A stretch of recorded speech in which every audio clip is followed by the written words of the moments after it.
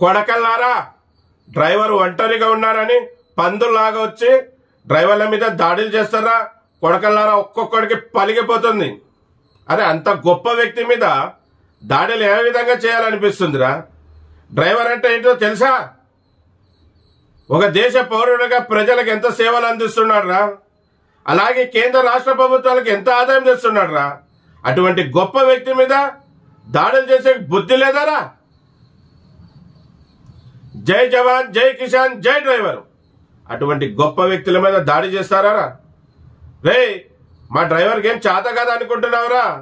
అనుకుంటే స్టీరింగ్ తిప్పిన చేతులతో మీ కీళ్ళు తిప్పగలడు, కానీ లాండర్ని మా చేతిలో తీసుకోకూడదనే ఒక ఉద్దేశంతోనే గమ్మునున్నాం.